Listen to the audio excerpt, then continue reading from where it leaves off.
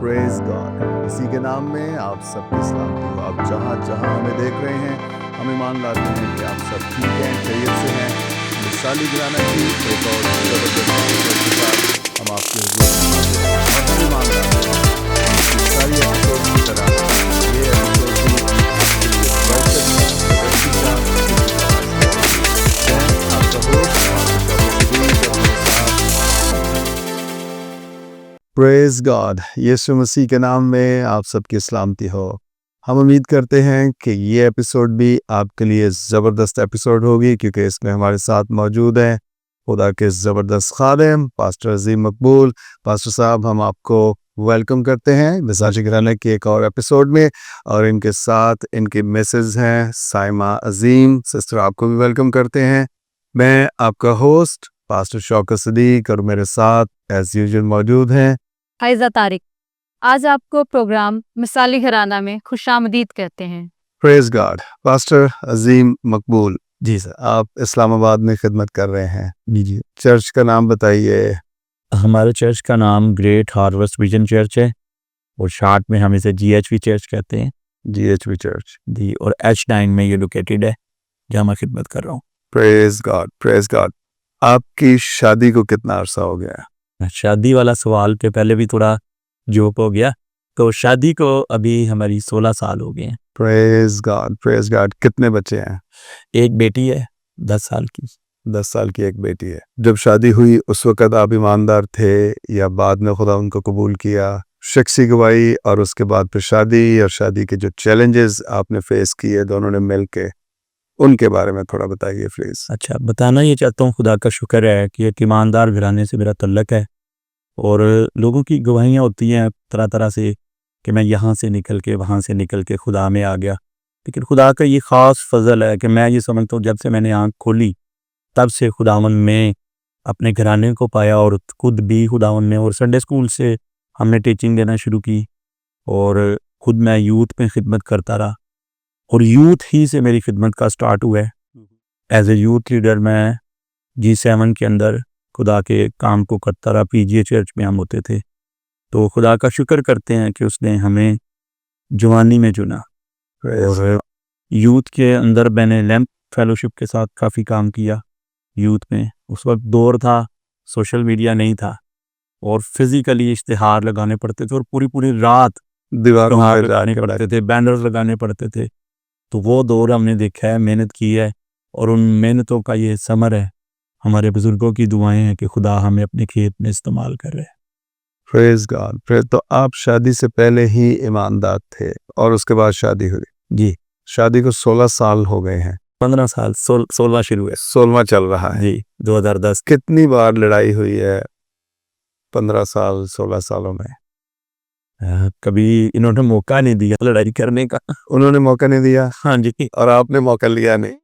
नहीं, जब मैं कभी हो जाए तो फिर वो खामोश हो जाती। बर्दाश्त करती है।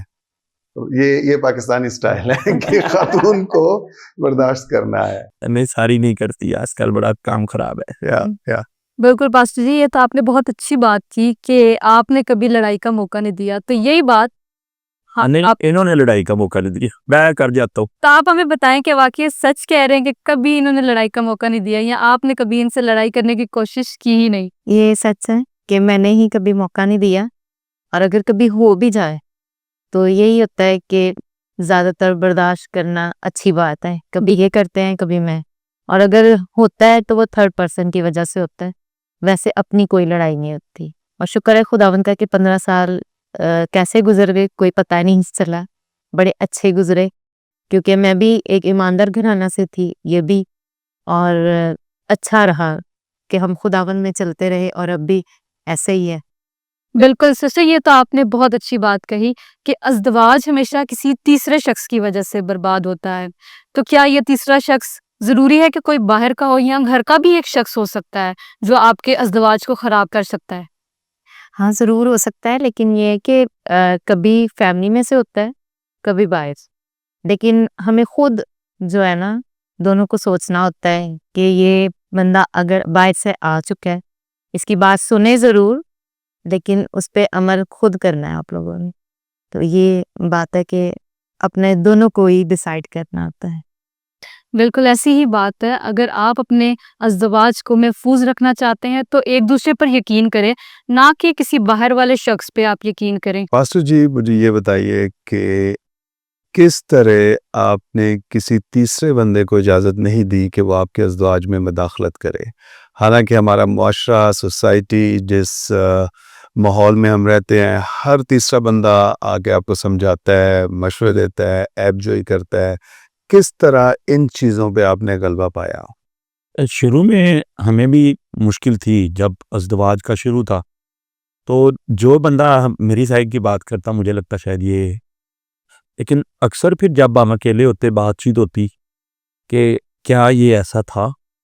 मैंने देखा है ज़्यादातर घरों के अंदर लोग कन्फर्म नहीं करते, आपस में कम्युनिकेशन नहीं करते मियाँ-बीवी कि क्या ये बात आपने की है या नहीं की।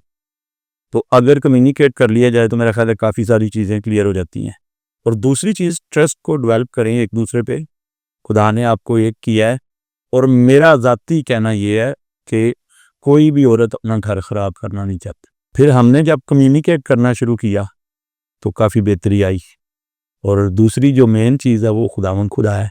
खुदा का खौफ रखने वाले लोग परख लेते हैं, खुद परखे नहीं जाते। आप दोनों ने जो भी बात आपके लिए कही जाती या आपके कान भरे जाते, आप दोनों ने आपस में उसको कम्युनिकेट किया। बिल्कुल सही। वो बात आपने आपस में डिस्कस की, बजाय इसके कि वो आप दिल में रखते और क्रोध भरता रहता और गुस्सा आता रहता।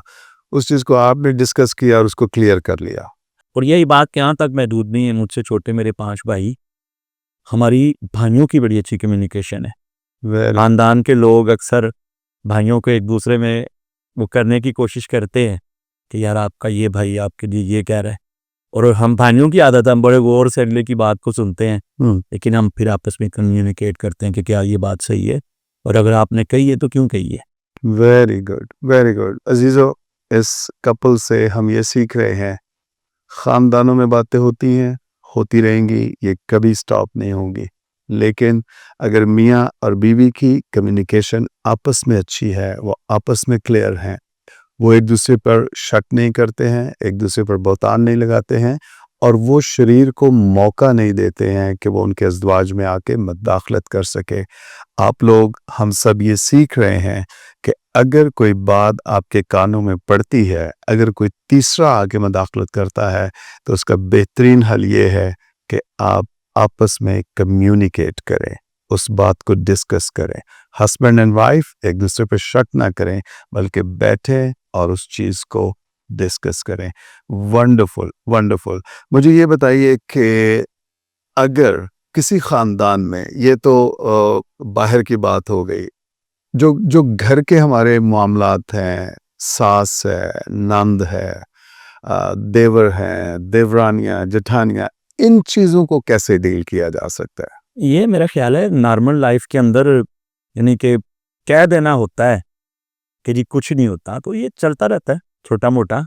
लेकिन छोटी सी बात कहना चाहूँगा कि कुछ चीज़ों को इग्नोर भी करना पड़ता है, क्योंकि हमें अपने इर्द गिर्द के लोगों को उनकी आदत के समेत कबूल करना है ना। वेरी लोगों की आदतें चेंज नहीं हो सकती, ठीक है। तो मैंने साहिमा ने हमने कम्युनिकेट किया कि यार ये इसकी आदत है, ये अपनी आदत से मजबूर है, लिहाजा इसको आप ऐसा करो, चलने दो। चलने दो। तो लेकिन किसी हद तक फिर अगर कुछ ज़्यादा हो तो फिर यही है कि उससे भी बैठ के बातचीत की जाए। किसी भी तरह से खादम होने के नाते एडवाइस करूँगा, लड़ाई की तरफ ना जाएं। तो अकेला कोई नहीं आपसे लड़ेगा, दोनों साइड से लड़ाई होती है, चाहे सास हो और बहू हो, चाहे नंद हो या भाभी हो, तो ये दोनों साइड से होती है। अगर एक बंदा थोड़ा सा कूल डाउन हो जाएगा तो बेहतरी आ सकती है। ख़ास बात जो पास्टर साहब ने कही कि समटाइम्स हमें चीज़ों को इग्नोर करना होता है, और मैं समझता हूँ ये ज़िंदगी का बहुत बेहतरीन तरीका है कि आप चीज़ों को इग्नोर भी करना सीखें। हर एक चीज़ को सीरियस लेंगे तो ये आपकी अपनी सेहत के लिए ठीक नहीं है। आप ब्लड प्रेशर, ब्लड शुगर के मरीज़ हो जाएंगे, हाइपरटेंसिव हो जाएंगे। तो इन चीज़ों के लिए, क्योंकि ये ज़िंदगी की वो चीज़ें हैं जो किसी भी ख़ानदान से निकल नहीं सकती हैं, ये हमारी सोसाइटी का हिस्सा है, ये निजी मामलात हैं, ये चलते रहेंगे। लेकिन कुछ चीज़ों को आप इग्नोर भी कर सकते हैं। जो सामान आपका नहीं है उसे आपने नहीं उठाना है। Praise God, wonderful. आपका अज़दवाज ज़बरदस्त अज़दवाज है। आप दोनों कम्युनिकेट करते हैं, बातचीत करते हैं और आप शरीर को मौका नहीं देते हैं। हालेलुया। बिल्कुल पास्टर जी, आपने बहुत अच्छी बात कही कि अगर कोई तीसरा आपका इज़्दवाज खराब करना चाहता भी है, तो इट्स बेटर कि आप उसको इग्नोर करें। लेकिन देखिए, एक बात है कि अगर आप अपनी वाइफ को शादी के बाद लेकर आ रहे हैं, तो वो एक बाहर की है और जब वो आपके साथ आकर रहेगी, तो क्या ये ज़रूरी है कि आप सिर्फ उसी को सिखाएं कि देखो तुमने एडजस्ट करना है यहाँ पे? ऐसा क्यों नहीं कि आप अपने घर वालों को समझाएं कि वो नहीं आई है, आप उसके साथ कोऑपरेट करें, आप एडजस्ट करें उसके साथ। तो इसके बारे में आप क्या कहना चाहेंगे? होना तो चाहिए दोनों साइड से, और लेकिन अक्सर व बेशतर मैंने ये देखा है कि दो चीज़ें हैं। एक तो हम कहते हैं कि बहू जो आई है ना, ये पिछों से के आई है, ये गलत है। वो हमें ऑब्जर्व कर रही होती है, हमें करता देखती है, फिर वो भी वैसा ही करती है। ऐसा ही। ठीक है। तो दूसरा ये है, बस हमारा कुछ मुआशरा ऐसा है, अक्सर औकात फिर जैसे मैं बड़ा हूँ घर के अंदर, तो फिर बड़ा होने के नाते ना, तो हम ये समझ तो मैं इसे समझाता हूँ कि भी छोटे हैं आए, तो चलो इनको आप जाने दो। तो फिर लेकिन फिर भी समझाते हैं, बात करनी पड़ती है घर वालों से, छोटों को भी कहना पड़ता है। लेकिन शुक्र है खुदा का कि छोटे भी अच्छे हैं, मान लेते हैं। साइमा, जी। 5 और भाई हैं पास्टर अजीम के। उनकी बीवियां भी हैं, जी, बच्चे भी हैं, बच्चे भी हैं। सब एक जगह रह रहे हैं। शुक्र है खुदावंद का। Praise God। मैं समझता हूँ आप सब एक अपनी मिसाल आप हैं। ये पुलाव मैं एक कन्वेंशन पे गया और गुजरांवाला में, वहाँ एक ख़ानदान जिन्होंने हमें खाने पे बुलाया, तो वो बुज़ुर्ग थे दोनों, मियाँ बीवी ज़िंदा थे, बहुत ज़्यादा बुज़ुर्ग हो चुके थे। उनके बहुत से बेटे थे और उन सब की जो औलाद थी एक छत के नीचे थी, और वो सारे 42 लोग थे और हर रोज़ देगी पकती थी वहाँ पे सही। उन सबको सर्व करने के लिए। और मैं इतना खुदा का शुक्र कि वो सारे के सारे मिल के खादमों को सर्व कर रहे हैं। पूरे ख़ानदान में एक मोहब्बत नज़र आ रही है। आपके ख़ानदान में भी मोहब्बत नज़र आती है? जी, कैसे मैनेज करते हैं? लड़ाइयाँ नहीं होती, या होती हैं तो किस तरह, या नहीं होने दी आपने? क्या किया है? हम भी जैसे पासा ने बताया कि 5 भाई, 5 भाइयों की 5 बीवियाँ नहीं, और 5 अलावा है ना, टोटल 6 हो गए। टोटल 6 भाई, एक बहन। या तो उनके बच्चे, हम्म। तो सबसे बड़ी मैं हूँ। मैंने समझ लें कि सास का किरदार अदा किया है। ये है कि मैंने सबको इकट्ठा रखा और अभी भी हम एक ही छत के नीचे सब रह रहे हैं। मतलब घर फैमिली के 20 लोग हैं, बच्चे, बुजुर्ग, बड़े, तो एक ही जगह खाना पकता है और खाना मेरी ज़िम्मेदारी है या बाजी आज आपने खाना बनाना है, तो मैं बनाती हूँ। अगर मैंने किसी छोटी को कह दिया कि आज आपने बनाना है, तो उसने बनाया है। और खुदावंद का शुक्र है कि 15 साल मेरी शादी को हो चुके हैं। बाकी आप खुद ही देख लें कि 13 साल, 10 साल ऐसे हैं। तो आज भी हम इकट्ठे हैं और जो घर का डिसीजन है, इन्होंने और मैंने ही लेना है। जो हमने कह दिया। वो बच्चों ने वही करना है। मतलब आपके जो छोटे भाई हैं, उनकी बीवियां हैं, वो भी आपको एक बाप का दर्जा देते हैं ऐसे ही और आपकी बात सुनते हैं। बट इसके साथ साथ आई बिलीव कि ये भी है कि आप भी उनका ख्याल रखते हैं कि आप ऐसा फैसला ना करें जिससे उनकी दिल आज़ारी हो। नहीं। तो अजीज़ो, एक बहुत ज़बरदस्त सीखने की बात है। 6 भाई एक घर में अपनी अपनी बीवियों के साथ एक छत के नीचे। मैं समझता हूँ इससे ज़्यादा मिसाली घराना और कोई नहीं हो सकता। हमारे यहाँ अकेला बेटा होता है, एक ही बेटा होता है माँ बाप का, और बीवी उसको भी लेके निकल जाती है और पीछे माँ बाप परेशान, और वो यू नो रुल जाते हैं पेरेंट्स जो हैं वो औलाद के बगैर। लेकिन मैं खुदा का शुक्र अदा करता हूँ, पास्टर अजीम, इनकी वाइफ, इनके दूसरे 5 भाई, उनकी बीवियाँ, प्लस इनके मम्मी डैडी, आप उनके साथ रह रहे हैं, वो आपके साथ रहे, वो भी खादिम हैं। खुदा का शुक्र, इनके फादर भी मकबूल मसीह। मैं खुदा की शुक्रगुजारी करता हूँ कि इस दौर में भी इस तरह का इत्तेफाक ख़ानदानों में मिल रहा है। अजीम भाई, क्या कुलिया है, क्या फार्मूला है कि आपने सारे खानदान को इकट्ठे रखा है? एक चीज़ आपको बताना चाहूँगा कि घर के अंदर जो गुर्बत है ना, बेरोज़गारी, ये लड़ाई की जड़ है। जब आपके पास वसाइल की कमी होगी ना, तो फिर आपस में झगड़ा होगा छोटी-छोटी चीज़ों के लिए। लेकिन जब आप मेहनत करने वाले होंगे, कमाने वाले होंगे, तो मैं अपने वालिदैन का बच्चा, कोई बताने वाला नहीं था कि पढ़ना है। मैट्रिक तक पढ़ा और खुद ही पढ़ा। मेरे वालिद को कभी मेरे स्कूल नहीं जाना पड़ा। लेकिन छोटे बहन-भाइयों पे मेहनत की, और ना सिर्फ मेहनत की बल्कि उनको प्रॉपर सिखाया कि कैसे आपने प्रॉपर जो लाइफ को गुजारना है, काम कौन-सा आपके लिए बेहतर है। इसकी एक मिसाल देना चाहता हूँ, मेरा छोटा भाई है, बीकॉम किया था। तो बीकॉम किया तो इस्लामाबाद सेंटोरस के अंदर वो अल-फतेह स्टोर है, उसमें वो कैशियर था। तो कैशियर था तो उसकी 18,000 रुपये सैलरी थी पास। अब 18,000 सैलरी में घर चलाना कैसे चल सकता है? जो बंदा 12 घंटे ड्यूटी करता है, संडे को छुट्टी नहीं है, तो वो घर चला सकता है? मैंने उसे कहा, भाई ये काम अच्छा नहीं है। मैंने कहा, मैं मैट्रिक हूँ और मैं सेल्स का काम कर रहा हूँ और मेरी सैलरी 25,000 प्लस है कमीशन के साथ। तो मैंने कहा, ये मुझे आपकी जॉब समझ नहीं आती। तो वो छोटे ने मेरी बात को माना। उसने कहा, भाई आप मुझे एडवाइस करें, मैं सुनूंगा, आप क्या करूँ। तो मेरा एक दोस्त था, मैंने वो फार्मा के अंदर था, मैंने उससे बात की। मैंने कहा, यार मेरा भाई है, तो उसने बीकॉम किया। उसने कहा, भाई साहब बीकॉम किया लेकिन वो तो उसकी फील्ड फार्मा नहीं बनती। मैंने कहा, यार आप चांस दे दें, तो अगर वो ना कर पाया तो आप छोड़ दीजिएगा। तो वो जैसे उसने उसको अपनी कहने फील्ड को चेंज किया, तो ये शुक्रगुजारी है खुदा की कि वो 18 वाला बंदा आज 80 प्लस पे चला गया है। तो कुछ चीज़ें हैं, गाइडलाइन देने वाला कोई नहीं होता। तो हम पास्टर हैं, खुदा का शुक्र है, हम जो घूमते हैं, देखते हैं कि किस चीज़ का स्कूप है। तो मैं एक छोटा-सा मैसेज डिलीवर करना चाहता हूँ लोगों को कि मसीही बच्चों-बच्चियों को मेरी एडवाइस है, कम तालीम के साथ छोटे कोर्सेज़ करें जिससे आपको जॉब मिल सके, रोज़गार मिल सके, फिर उसके साथ पढ़ें। ये भाई जिसकी बात कर रहा हूँ, ये इसने बीकॉम किया था, अब उसने एमबीए किया है हमदर्द यूनिवर्सिटी से सैटरडे संडे में, ठीक है? वाह, तो कुछ भी जब हम करना चाहते हैं, जब हम किसी चीज़ को टारगेट बनाते हैं, आपस में इत्तेफाक रखते हैं, तो हो जाता है। Wonderful, wonderful. खूबसूरत बात है जो इन्होंने पास्टर साहब ने की कि इन्होंने अपने भाई को गाइड किया, और मैं इसके साथ इस चीज़ के लिए भी खुदा की शुक्रगुजारी करता हूँ कि इस भाई को पता था कि उसकी सैलरी क्या है। एक ये भी प्रॉब्लम होता है कि हम इन चीज़ों को हाइड करते हैं। हालाँकि हम दुःख में से गुज़र रहे होते हैं, चक्की पीस रहे होते हैं, लेकिन हम एक्सपोज़ नहीं होते कि भाई मेरी मदद करो, मेरा प्रॉब्लम है, मेरी इनकम कम है, अखराजात ज़्यादा हैं।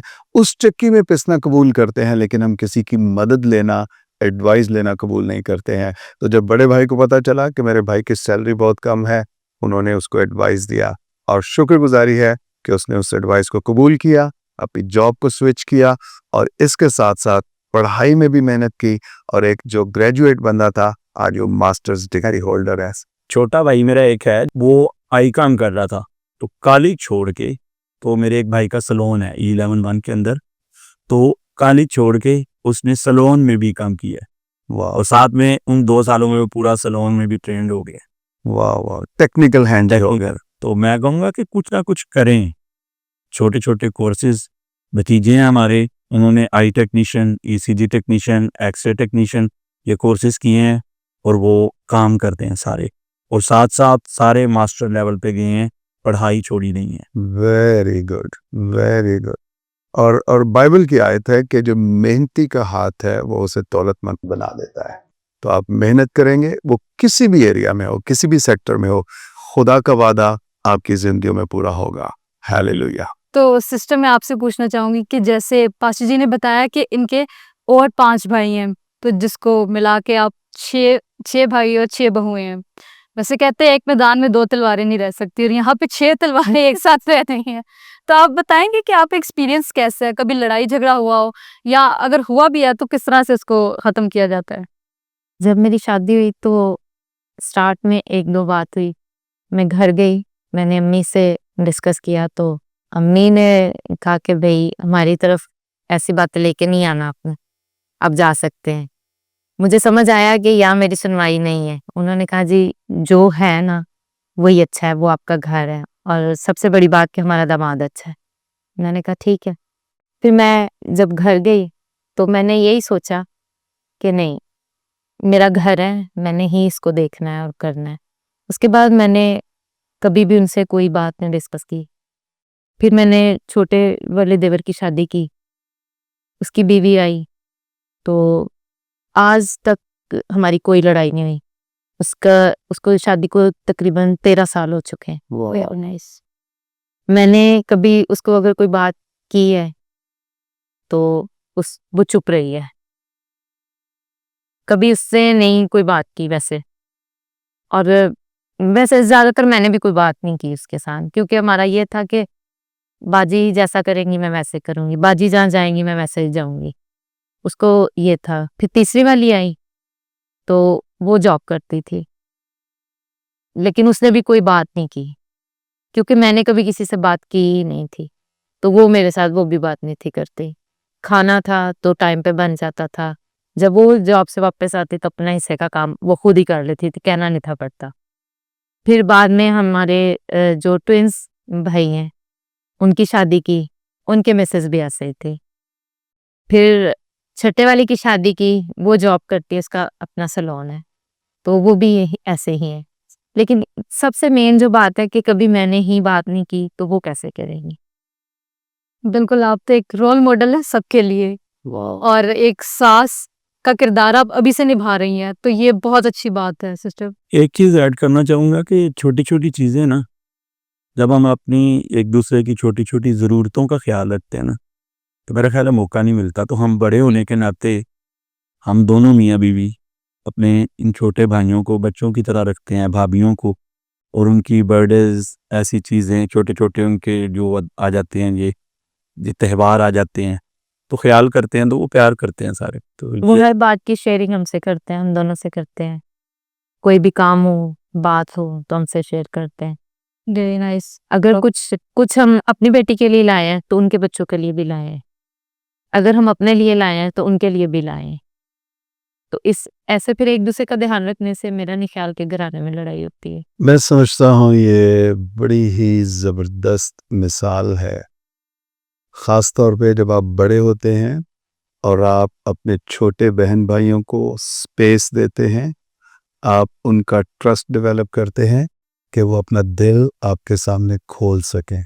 और आई बिलीव आपके ख़ानदान में ऐसा हो रहा है। आप उन्हें स्पेस दे रहे हैं, आप उन्हें वो ट्रस्ट दे रहे हैं और वो अपना दिल आपके सामने खोल देते हैं।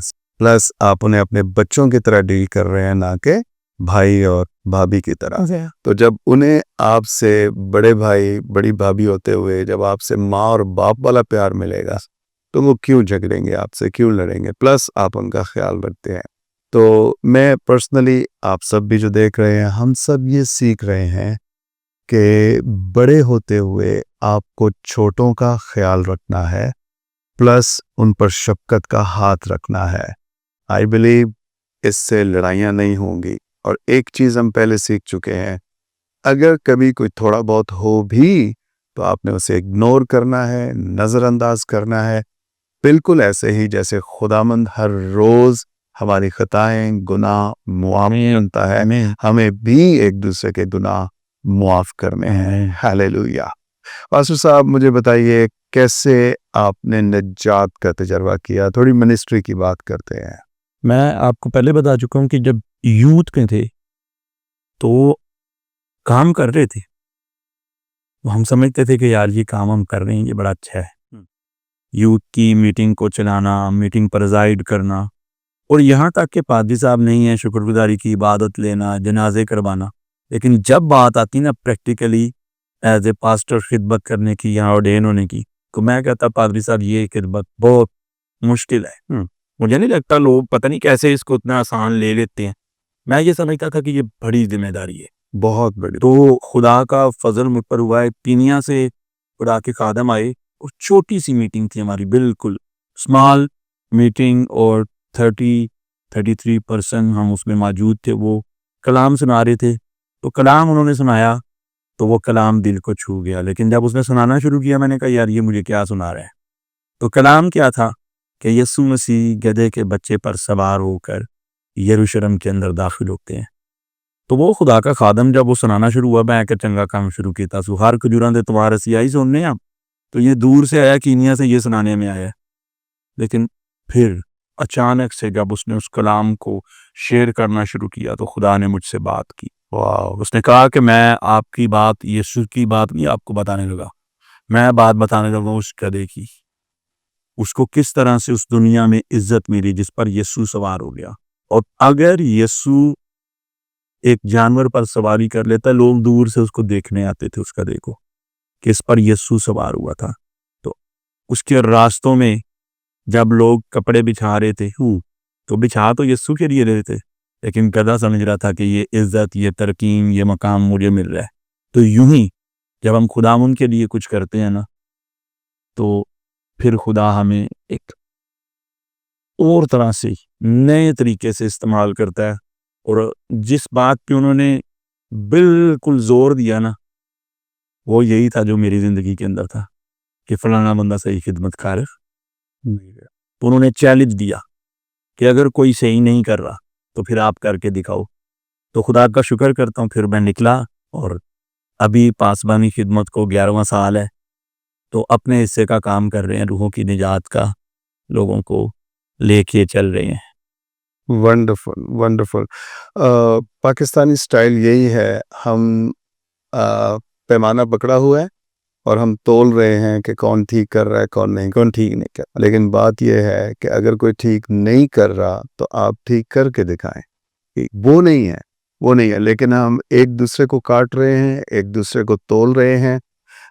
मुझे एक स्टोरी याद आ गई है, किसी मुसव्विर ने एक पिक्चर बनाई और उसने उसको पब्लिक में रख दिया और नीचे लिखा कि अगर इसमें कोई गलती है तो आप नीचे लिखते हैं। तो जब वो दोबारा उसने विजिट किया अगले दिन, तो ऐसे एक लंबी लिस्ट थी, इसका रंग ठीक नहीं है, इसका ये ठीक नहीं है, ये ठीक नहीं है, लंबी लिस्ट थी। अब उसने दोबारा से एक वही काम किया, लेकिन अब उसने ये कहा कि जो जो गलती है उसको ठीक कर दें। तो सुबह तक वो तस्वीर वैसी की वैसी थी, ना किसी ने कोई उज़र लगाया, ना किसी ने कोई एरर ढूंढा और ना ही उसको तस्वीर ठीक हो गई। तस्वीर ठीक हो गया, तस्वीर ठीक, बिल्कुल ऐसा ही है। तो जो चीज़ आपको दुरुस्त नहीं लग रही है, बजाय इसके कि आप इल्ज़ाम लगाएं, आप उस रखने में खड़े हो जाएं और उस चीज़ को दुरुस्त करें। बेशक हर एक की ज़िंदगी में प्रॉब्लम है, लेकिन हमें दूसरों के ऐब नहीं, हमें खुद आईने के सामने खड़ा होना है और हमें अपने ऐब ढूंढना है। जिस तरह आपने दूसरों का नहीं, आपने अपना आप देखा और आपने कहा कि मैं शायद वो गधा बन सकता हूँ जिस पर मसीह सवार हो जाए, और आप खिदमत को लेकर निकल पड़े। Praise God. पास्टर साहब, आपने जितनी बातें की हैं वो सारी की सारी नसीहत की हैं, तंबीह की हैं। एक चीज़ बताइए कि यूथ को क्या मैसेज देना चाहेंगे, चूँकि आपने अपनी खिदमत का आगाज़ यूथ से किया है। इस दौर में जो सबसे बड़ा प्रॉब्लम है वो हर एक बंदा ये चाहता है, वो यूथ है या खादिम है या खादमाएँ हैं, वो बॉयज़ यूथ है, गर्ल्स यूथ है, वो एकदम से प्लेटफॉर्म लेना चाहती है, स्टेज लेना चाहती है। देखिए, हर चीज़ का ना बाइबल मुकद्दस के अंदर तरीका मौजूद है। यीशु मसीह जो बतौर खुद खुदा थे, उनसे बड़ा कोई रोल मॉडल हमारे पास नहीं है। बेशक। तो उन्होंने भी अपने शागिर्दों को एक टाइम पीरियड तक सिखाया। अगर यीशु मसीह के शागिर्दों को सीखने की ज़रूरत है, तो मेरा ख्याल है कम अज़ कम आज की यूथ को भी कोई 2-3 साल सीखने की ज़रूरत है। बगैर सीखे जो कुछ हो रहा है वो आप देख रहे हैं कि गीत गाए जा रहे हैं तो उनका कोई हाल नहीं है। प्रस्तिश, अब वर्शिपर लिखने से कोई वर्शिपर नहीं बन जाएगा, पास्टर लिखने से कोई पास्टर नहीं बन जाएगा। तो आपको लोग देख रहे हैं, मैं उन सारे नौजवानों को एडवाइस करना चाहता हूँ कि सीख कर करें, जो भी बिब्लिकली मामलात हैं इनको बड़ा एहतियात से करें। इनकी पूछ है खुदा के हुजूर में, आखिर इसका सब आपने बताना है।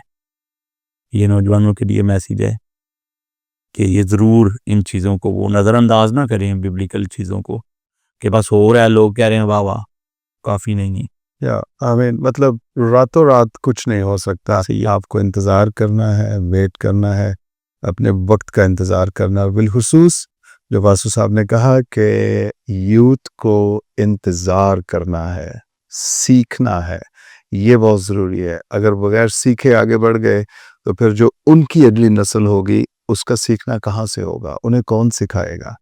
आप, मैं, हम सब अपने बच्चों को, नौजवान बेटों को, बेटियों को जो खिदमत करना चाह रहे हैं, ज़बरदस्त है, बहुत अच्छी बात है, इनकरेजमेंट है, मोटिवेशन है, but at the same time ये बहुत ज़रूरी है कि सीखा जाए। जब तक सीखेंगे नहीं, आप सिखाने के लायक नहीं होंगे। एक फ़िक्रा जो हमारी नौजवान नस्ल को हमारे बड़ों ने दिया, खुदारा उसको छोड़ दे कि मसीही होने की वजह से आपको पीछे कर दिया जाता है।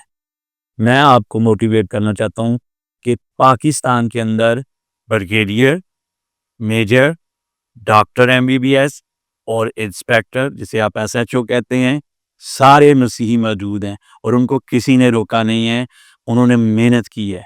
तो आज की यूथ भी मेहनत करे, कोई रोकने वाला नहीं है। ये एक्सक्यूज़ वो लोग कर रहे हैं जो मेहनत करना नहीं चाहते। जब हम मेहनत करते हैं तो हम निकल जाते हैं। आमीन। तो मेहनत ज़रूर करें, ये ना कहें कि मसीही होने की वजह से जी मुझे फलां जगह से रोक दिया। अगर आप मेहनत कर रहे हैं, इसके साथ खुदावंद के हजूर में रहने वाले हैं, तो फिर दोनों तरह से आपको वो करेंगे, खुदा आपके साथ हो। Of course. और फिर हमारे पास कलाम का वादा मौजूद है, मेहनती का हाथ उसे दौलतमंद बना देता है। तो ये सिर्फ दौलत इकट्ठी करना नहीं है, ये आपकी social level, spiritual level, society में आपकी तरक्की को भी जाहिर करता है। और पास्टर साहब कह रहे हैं, बहुत सारे बड़े बड़े रुतबों पे मसीही लोग फाइज हैं, और ये सब कुछ इस वजह से है, उन्होंने खुदा को ऑनर किया है और उन्होंने अपने काम के साथ मेहनत की है, दयानतदार रहे हैं, और फिर सरफराजी न मशरिक न मगरिब न जनूब से, बल्कि जिसे खुदा चाहता है। जब आप खुदा के कभी हाथ के नीचे फिरौतनी से रहते हैं, फिर खुदा आपको वक्त पर सर बुलंद करता है। पास्टर साहब, सिस्टर साइमा, हम बहुत ज़्यादा शुक्रगुजार हैं। आपने अपना कीमती टाइम दिया, आपने अपनी ज़िंदगी के खूबसूरत कीमती तजर्बात हमारे साथ शेयर किए। ना सिर्फ हमारे साथ, बल्कि जितनी ऑडियंस इसको देख रही है, हम ईमान लाते हैं कि हर एक ख़ानदान में जहाँ जहाँ प्रॉब्लम्स हैं, इश्यूज़ हैं, जहाँ जहाँ वो मिसाली घराना नहीं बने, इस एपिसोड के वसीला से हम अपनी ज़िंदगियों, ख़ानदानों, अज़दवाज में से उन चीज़ों को निकालेंगे जो खुदा हमें निकालने के लिए शय दे रहा है, कह रहा है, ताकि हम एक मिसाली घराना बन सकें। ये स्टोरी ये अमेरिका या कनाडा या यूएस की नहीं है, किसी दूसरे मुल्क की नहीं है, ये स्टोरी पाकिस्तान की है, इस्लामाबाद की है, और मैं ज़ाती तौर पे इस ख़ानदान को जानता हूँ। ये जो कुछ कह रहे हैं, खुदा के फजल से सब कुछ इनकी ज़िंदगियों में हो रहा है। ये तालीमात सिर्फ आपके लिए नहीं, बल्कि हम सबों के लिए है, और हम सब इसको शेयर करने में, डिस्ट्रीब्यूट करने में, लोगों के साथ बांटने में हम अपना किरदार अदा करेंगे। आप हमें YouTube पर सर्च कर सकते हैं। हमारा जो YouTube चैनल है मिसाली घराना के नाम से है, आप ज़रूर से सर्च कीजिए, उसे सब्सक्राइब कीजिए, ताकि आने वाली नई एपिसोड्स इस तरह के ऑसम एक्सपीरियंसेस, सुपर तजर्बात आपके साथ शेयर होते रहें। अगली एपिसोड में एक नए कपल के साथ, एक नई स्टोरी के साथ आपसे दोबारा बात करेंगे, दोबारा मिलेंगे। तब तक के लिए खुदा हाफिज़, अपना ख्याल रखिए। God bless you all.